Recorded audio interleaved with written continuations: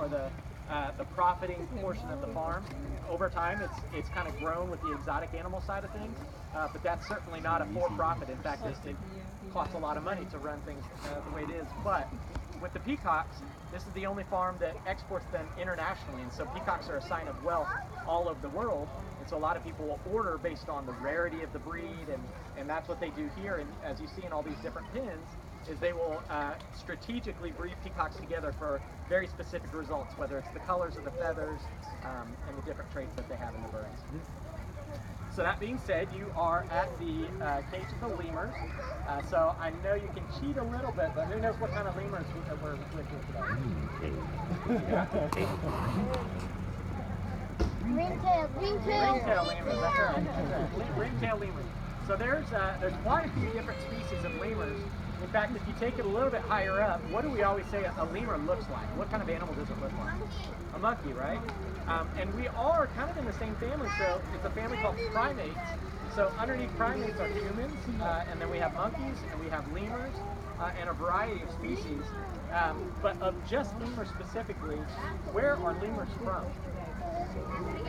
Madagascar. So we got a movie about it, right? Yeah. So the cool thing about that, or what's important about it being Madagascar, is Madagascar being a giant island, lemurs grew up in solitude from other primates on that island. So they have very specific characteristics to lemurs that make them completely different from monkeys. So if you think about the way that lemurs interact, the intelligence level, one of the big things is a monkey's tail.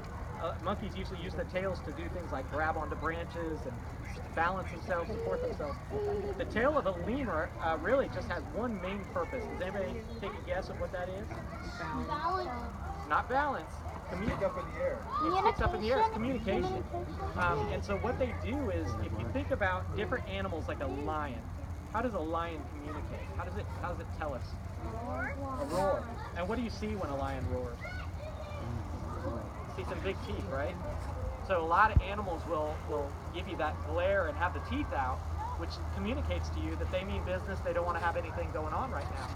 Lemurs just don't do that. They don't have facial expressions, they don't do signs of visual cues to communicate one another, so instead it's vocal. They make little grunt noises if you're close to them, but the other thing is their sense of smell. So ringtail lemurs specifically have scent glands in their forearms. So they'll take their tail and place it between their forearms and rub their forearms together and give that tail a scent. And when they put it up in the air, they can communicate that way, whether it's through a fight, whether they're trying to attract a mate, you name it. So as I open up this container, what do y'all think is the main diet for a lemur? So we've got grapes in my hand, but that's not necessarily the main thing. What else do you think they eat? Insects. Insects? That's a great one.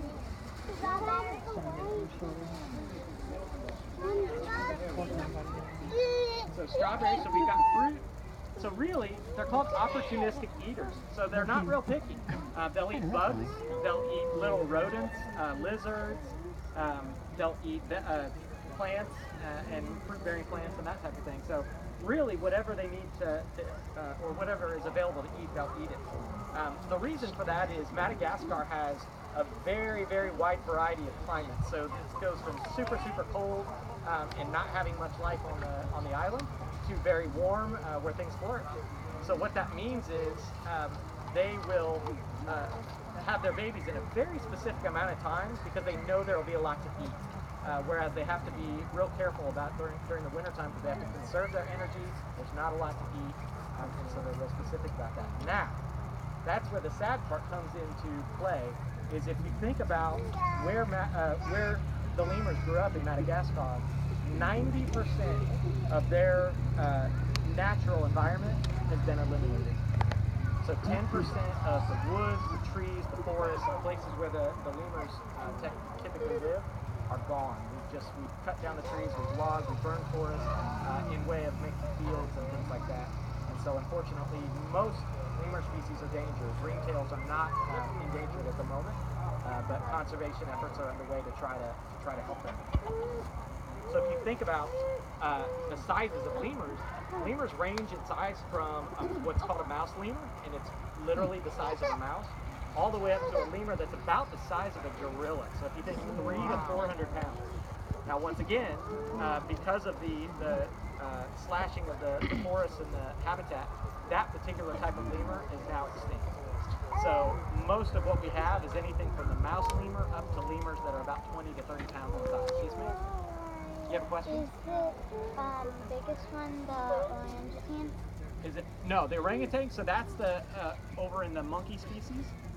But again, underneath the same umbrella of primates.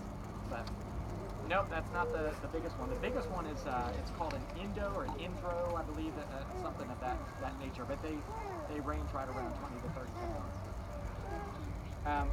Ring-tailed lemurs, from a standpoint of how they interact with one another, they tend to be female dominant. So you'll usually have a queen of a group, and then when they have their babies, it's all the responsibilities are shared. So they've actually done a really good job out at this farm of being able to have multiple rounds of babies and have them survive. But as you see one cling to the belly of one of the big females, it's not necessarily that it's mom or dad. They just take care of each other, and so it'll kind of grab the nearest one, and they all protect, they all feed, they all try to help one out. Any other questions? Is this the coolest part of farm day? Yeah. Pretty cool. Everybody tells me horseback riding. You're supposed to say the lemur. Yes. How old can they live to be? So the ring-tailed lemurs will live to be in captivity into the 20 to 30 year time frame. If they're out in the wild, it's usually not quite as much, so they're not a real aggressive animal. So they tend to be a little bit more susceptible to predators. They live high up in the trees, and so their legs are built very much for jumping, so they can jump really from one side of this cage to the other without too much of a problem. And then their hands are really good for, as you can see, he's climbing all over me, and there's no claws. They're not scratching me, so their fingers are very soft like human fingers, and they have fingernails just like ours. So when they're holding on to the poles, to the branches, to each other, they're not dug in with claws to keep them there. It's really just the sensitivity of their fingertips are so good for holding on to those types of surfaces that they're really good climbers. And from a biting standpoint, for the most part, I mean, they may nibble on me because they taste the grapes or that kind of thing, but I've never had one just kind of lash out and bite on me. They're usually pretty friendly. Any other questions? How many first timers for Farm Day are there?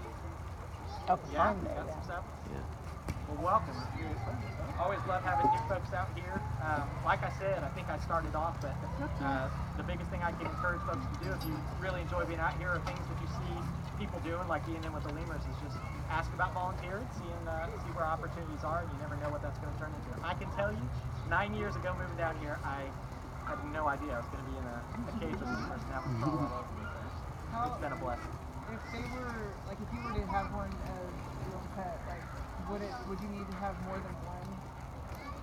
Well, they do. It is very much a pack animal, so I think they'd be happier that way. I don't know of anybody that just has one for a pet. The other thing about having them for a pet, as you can see, he's kind of crawling towards me, but if I reach to him, they are not real, they don't like you to come to them. And so from a pet standpoint, I don't know if it would be that much fun. They're not super cuddly. They don't necessarily want you to come and pet them. They like to come to you, and I'll let them do that, but I usually don't reach out to them. Yeah. How many young do they have at one time? That's a good question. When they've had them out here, they usually have just had 2 or 3 at a time. I don't know if they have litters that are bigger than that. That's a good question. Bouncing around in the cage. We typically, this is a fairly good climate for them. They've got a heat lamp up in the box, but you'll see, I mean, in times where it's colder, lemurs are often noted for the way they'll just kind of open up their chest and put their arms out and just let the sun soak in, because they're really good about slowing their metabolism down so that they conserve energy. They don't need as much food to eat, and that way they just absorb that energy from the sun and helps them kind of survive. We don't have names for them that I know of anyway. In this cage right now we've got 4 total. There's 1 male and 3 females. Cool. Last year we had several babies. Well, I welcome y'all to Farm Day. I appreciate you coming back for the final presentation of the day. I've been practicing all day long, so I hope we got the good one. The others got the I got the kinks worked out. All right, well, take care. Thank you. You're welcome.